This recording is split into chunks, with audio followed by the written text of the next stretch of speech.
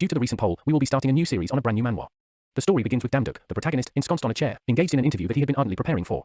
However, he was inexplicably perturbed and seemed to have drifted into a state of trance, barely registering the queries hurled at him by the interviewer, understandably, provoked the interviewer's ire, who, with a hint of exasperation, repeated his question with a tinge of impatience. Damduk, awakening from his reverie, jolted back to the reality of the interview. As the interview proceeded, the interviewer inquired about the process of purifying drinking water. Damduk, the ever-eager candidate, launched into a well-rehearsed and textbook response. However, before he could finish his meticulously crafted response, the interviewer swiftly moved on to the next question, signaling an apparent lack of interest in the entire interview. As the interview progressed, one of the interviewers delved deeper into Damduk's motivation for joining their company. Damduk, with a palpable sense of anticipation, began to construct an articulate and compelling response. However, just as he was about to articulate his thoughts, the interviewer abruptly cut him off. He was told that he lacked the requisite talent and an exceptional background that the company sought. Damduk's spirit was slowly sapped of its vitality, leaving him feeling drained and dispirited. The once bright rays of sunlight that had illuminated the room were now dim and insipid, casting a gloomy pall over the entire room.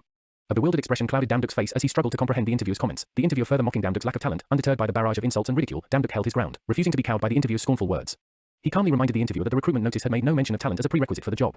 The interviewer's laugh, like a jarringly discordant note, pierced the air and casually explained because of the law, that doesn't allow them to discriminate. He dismissed Damduk's argument with a casual wave of his hand.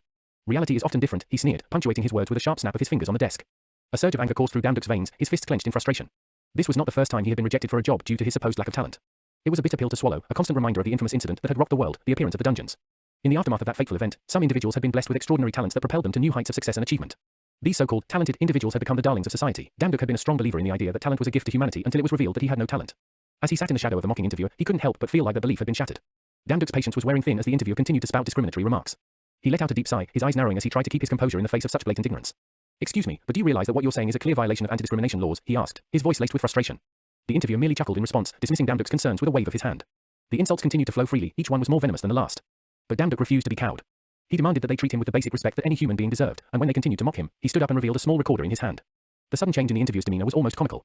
Their smirks disappeared, replaced with looks of fear and panic as they realized that their words had been recorded for all to hear. Desperately trying to salvage the situation, the interviewer attempted to play it off as a joke, but Damduk was having none of it. Fueled by righteous anger, Damduk stormed out of the company building and made a report to the nearest Human Rights Commission. As he stepped out onto the street, however, his mood soured even further. A lump of sticky gum had attached itself to the sole of his shoe, and he had to take a moment to scrape it off with a disgusted grimace. But his misfortune did not end there. Just as he was about to continue on his way, two workers drenched Damduk from head to toe. He couldn't believe his luck. First the interview, now this. It was almost too much to bear. Finally, he made it back to his humble basement apartment, only to find that someone had urinated through his window and into his living space. Damduk's stony expression melted away as he heard his mother's voice on the phone. She was currently hospitalized, and despite all the bad things that had happened to him that day, talking to her was the only thing that warmed his heart. The conversation between mother and son was filled with love and concern, as they caught up on each other's lives. The topic shifted to his uncle, and the mere mention of his name was enough to send Damduk's blood pressure soaring. Turns out, the uncle borrowed an exorbitant sum of money and absconded to another country. As Damduk listened to his mother's account, a pang of guilt coursed through him for his outburst earlier, apologized for the outburst, hoping to assuage his mother's concerns. With a calm voice, he attempted to reassure her that he was doing fine, but the towering stack of unpaid bills strewn across his apartment floor contradicted his words. The call with his mother had left Damduk feeling utterly drained, mentally and emotionally. He needed some fresh air to clear his head, but as he stepped outside, the skies opened up and a deluge of rain poured down upon him. It was as if the heavens themselves were punishing him for his misfortunes, and that was the last straw. Damduk's fury knew no bounds, and he hurled his lighter to the ground in a fit of rage. He cussed at the sky, releasing all the frustration and anger that had been building up inside him. He even went as far as to curse at the gods, not sure if they even existed. He slammed the ground helplessly and cried out, his reflection in the water showing a despondent figure. Suddenly, a jolt of lightning struck the ground, mere meters away from him. It shook the earth. In a moment of defiance, he taunted the sky and showed his middle finger. But before he could finish his rant, another bolt of lightning struck him directly, knocking him to the ground. As he lay there, his last thoughts were of his mother, wondering how she would cope without him. After what felt like an eternity, Damduk slowly opened his eyes, his vision blurry as he struggled to make sense of his surroundings. As he tried to sit up, a message appeared in front of him. He notices a window hanging above him, advertising a job opening, seemingly out of thin air. It claimed that the gods were waiting for him. Damduk returned to his dingy basement apartment, eager to put the bizarre events of the day behind him. He took a long, hot shower and changed into fresh clothes, hoping that it would wash away the lingering sense of unease that he felt. With his legs crossed, he tried to make sense of what had just happened to him. He recalled how he had been cursing at the gods, feeling helpless and alone, when he was struck by lightning. To his surprise, he emerged from the ordeal without a scratch, but his phone screen had been shattered in the process. The only thing that seemed different was the window above his head. Damduk couldn't help but wonder if this was some sort of sign. Was it possible that the window is the same status window that other people with talent see? He felt a sense of excitement and anticipation building within him. Could it be that he had gained some sort of talent or ability in the aftermath of the lightning strike? Damduk tried various methods to test out his newfound talent, but nothing seemed to be working. He paced back and forth in his small apartment, frustration etched on his face. Just when he was about to give up hope, his room was suddenly flooded with a multitude of warning windows, flashing in front of his eyes. Damduk was taken aback when he saw the part-time job notice appear before him. It was almost as if the system was taunting him with the irony of it all. He let out a deep sigh, resigned to his fate, and clicked into the window. To his disappointment, he was quickly declined due to his lack of divine power. The system explained that divine power was the energy used by the gods, and it was essential for many jobs in the divine realm. Damduk felt a pang of frustration and hopelessness, but he refused to give up. He continued to search for a job that didn't require divine power, and after countless searches, he finally found one that seemed suitable.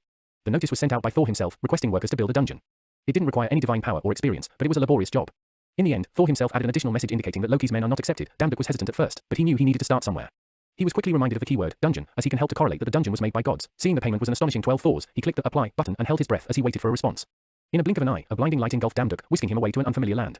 As his vision cleared, he was greeted by the sight of strangely shaped mountains and treacherous terrains, a far cry from the world he knew. But before he could even begin to process his surroundings, he was ambushed by a fierce creature with razor-sharp claws. It lunged at him with a savage ferocity, inches away from tearing him apart. But just as he thought his fate was sealed, a pair of colossal hands seized the creature, holding it back with an unyielding force. The hands belonged to none other than the Norse god of thunder, Thor himself. He stood before Damduk in all his glory, his body emanating with crackling bolts of lightning. His eyes glimmered with a fierce intensity, revealing the power and might of a true god. Damduk could hardly believe his eyes. He had heard tales of the gods, but to witness one in person was an entirely different experience. He felt a mix of fear and awe wash over him as he gazed upon Thor, unsure of what to do next. To Damduk's surprise, he was very welcoming and friendly. With ease, Thor plucked Damduk from the ground with a single hand and tossed the other creature high into the air, as if he were nothing more than a feather. Damduk looked at the towering figure, wielding a mighty hammer and radiating power. He felt a thrill of excitement mixed with fear.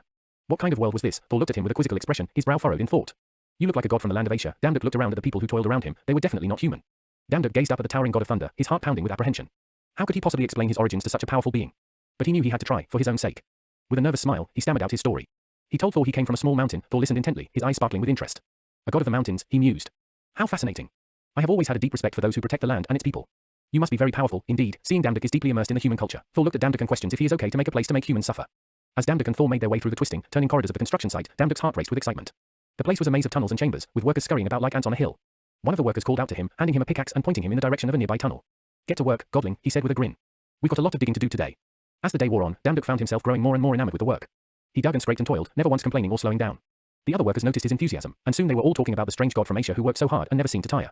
As they finished loading all the carriages, one of the gods eyeing Damduk with a mixture of curiosity and admiration mentioned how everyone is complimenting him. The sun was setting by the time Damduk and the red god arrived at their location, and they started unloading the last of the carriages. As they trudged wearily towards the dungeon, the red god, with a keen eye for danger, warned Damduk of the treacherous trap set by the upper-class gods. It was set by the upper god to use to test the humans. As they slowly made their way towards their destination, the red god whispered to Damduk that the dungeons must be built constantly. With a mixture of trepidation and curiosity, Damduk stepped into the room, only to be greeted by the most magnificent sight he had ever seen.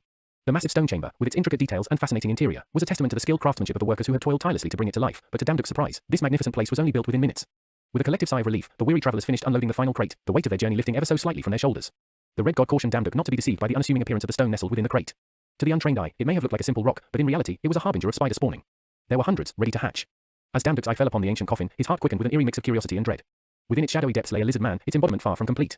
The red god, with a somber air, revealed to them the creature's weakness, a vulnerable neck. Without further ado, they pressed onward, the darkness enveloping them in its inky embrace. The red god beckoned him towards the next chamber, his voice echoing through the cavernous depths.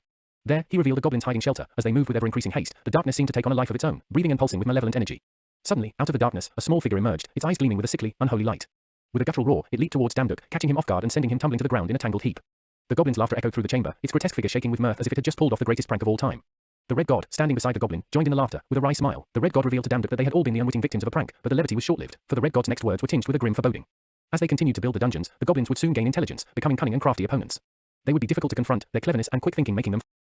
Are you a STEM professional and are looking to apply for U.S. permanent residency?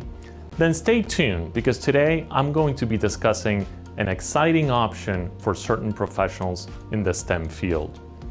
I'm attorney Carlos Colombo, and today we're going to discuss an option making them formidable foes. As they made their way to the final boss room, their hearts were pounding with a mix of excitement and fear. The massive gate loomed before them, its surface etched with a grotesque tableau of people kneeling in supplication, as if making a sacrifice to some unknown power. Above them, a gleaming golden minotaur head glinted in the flickering torchlight. Suddenly, a deafening voice boomed out from behind them, causing Damduk to jump with a start. Thor had arrived, and his presence was unmistakable. Both Damduk and the red god bowed low, showing proper respect to one of the mightiest gods. With a grin that lit up the room, Thor praised Damduk for his performance, speaking in glowing terms about the tales and legends he had heard about the intrepid dungeon builder. Then, with a sudden flash of lightning and thunder, he drew out his righteous hammer, pointing it towards Damduk with a fierce intensity. As the hammer descended with a mighty crash, Thor asked Damduk for advice on the art of Asian concept dungeons, eager to learn from the master. As Damduk made his way back to his room, his mind was racing with a dizzying array of emotions. He couldn't help but feel a twinge of anxiety at the thought of Thor punishing him for lying about his status as a god, but at the same time, he was filled with a deep sense of gratitude and awe at the incredible adventure he had just experienced. As he lay on the floor, staring up at the ceiling in disbelief, he felt a sudden rush of joy and wonder wash over him, filling his eyes with tears of pure happiness. For the first time in his life, he felt truly alive, awakened to the limitless possibilities that lay ahead on his journey. Just then, a window materialized above him, offering him his salary for his hard work and dedication. Overwhelmed with gratitude, Damduk eagerly accepted the payment and rushed to the shop to see what treasures awaited him. As he browsed through the shop, his eyes widened in disbelief. He couldn't believe the incredible array of items and equipment that lay before him. As Damduk perused the shop, his eyes alight with wonder. He couldn't help but be dazzled by the incredible array of treasures and artifacts that lay before him. There was Odin's spear, a weapon of immense power that had been forged in the fiery depths of Asgard itself. Its sharp edge could cut through anything, from the thickest armor to the hardest stone, and then there was the Nemean lion's armor, a suit of fur that could neutralize all physical damage, rendering the wearer nearly invincible in battle. But perhaps most incredible of all was Freya's necklace, an artifact of incredible power that allowed its user to travel between dimensions. With its shimmering emerald stones and intricate golden filigree, it was a thing of rare and wondrous beauty, and Damduk could hardly imagine the incredible adventures he could embark upon with such a powerful tool at his disposal. As he continued scrolling through the shop's many offerings, his eyes widened with amazement as he discovered that he could even purchase powerful abilities and magical powers, like Thor's lightning bolt or Hephaestus's flame, and then there was Ars's destruction power. The sheer magnitude of it all was almost overwhelming, and Damduk could feel his heart racing with excitement at the thought of one day being able to possess all of these incredible treasures and powers. Damduk's anticipation for his future was palpable, his mind filled with grand dreams and lofty aspirations. Yet, his elation was short-lived when he was struck by the jarring realization that he lacked the necessary funds to make them a reality. As he scrolled through the myriad of options available, his heart sank at the exorbitant prices, with even the cheapest of them costing well over 70,000. But just when all hope seemed lost, he stumbled upon a category named Talents. His eyes widened in disbelief as he perused the listings, his heart racing with excitement. Suddenly, his gaze came to rest on an SS-rank talent that was available for purchase. Damduk was stunned, his breathing ragged as he pulled on his hair in disbelief. His mouth watered at the mere thought of this new discovery, and he couldn't wait to get his hands on it. As Damduk's eyes flickered across the screen, he couldn't help but feel a gnawing sense of apprehension. He knew that the price of the talent was crucial and that it could either make or break his future. But when he finally mustered the courage to click on the price, he was stunned to discover that it was surprisingly cheap. So cheap, in fact, that he couldn't believe his eyes. Taking a deep breath, Damduk frantically scrolled through the comments section, eager to glean any additional insights. To his dismay, he discovered that many of the gods had taken to mocking the seller, disparaging the mere mortal talents that were being peddled. With a fierce determination in his heart, Damduk knew that he had to take a leap of faith if he wanted to achieve his lifelong dream of becoming a righteous swordsman. Without hesitation, he purchased his first ever SS talent, the talent of swords. As he completed his purchase, a wave of euphoria washed over him, his heart swelling with pride. At that moment, he felt an electric surge of power surging through his fist, and then a window appeared before him, congratulating him on his momentous decision. But that was not all. The window also offered him a special deal, a buy one, get one event. Without a moment's hesitation, Damduk seized the opportunity, selecting the talent of combat as his second choice. He knew that this would be the perfect complement to his swordsmanship. As he closed the window, Damduk felt a renewed sense of purpose coursing through his veins. He knew that he had made the right decision and that nothing could stop him now. Damduk had barely even begun to bask in the glory of his newfound power when a sudden wave of nausea hit him like a ton of bricks. With no warning, he crumpled to the ground, writhing in agony as a searing pain coursed through every fiber of his being. His muscles spasmed uncontrollably as if possessed by some unseen force. He could feel his veins pulsing with otherworldly energy. Despite the excruciating pain, Damduk refused to give up. He gritted his teeth and clenched his fists, his eyes blazing with an unyielding determination. He knew that he had to push through the pain if he wanted to become the warrior that he had always dreamed of. The system was strengthening Damduk's body to adjust to the talents. As the seconds ticked by, the pain gradually began to subside, replaced by a feeling of exhaustion. As Damduk drifted into a deep slumber, his mind was transported to a realm of dreams and visions. In this mysterious world, he saw his mother standing before him, her head bowed in shame.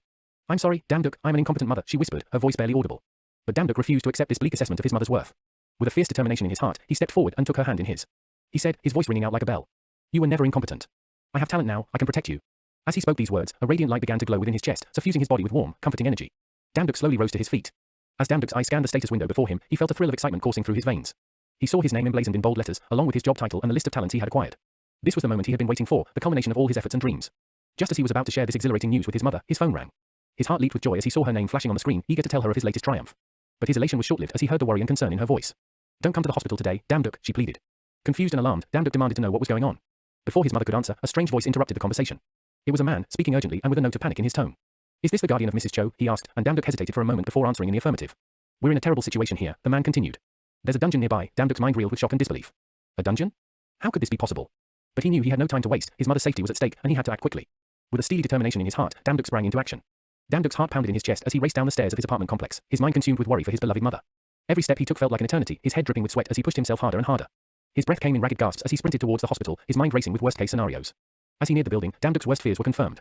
The area was swarming with military helicopters and armed soldiers, their weapons bristling menacingly as they set up barricades and checkpoints all around the perimeter. It was clear that something terrible was happening, something beyond his wildest imaginings. The news of the dungeon had spread like wildfire, with people frantically scrambling to evacuate the area.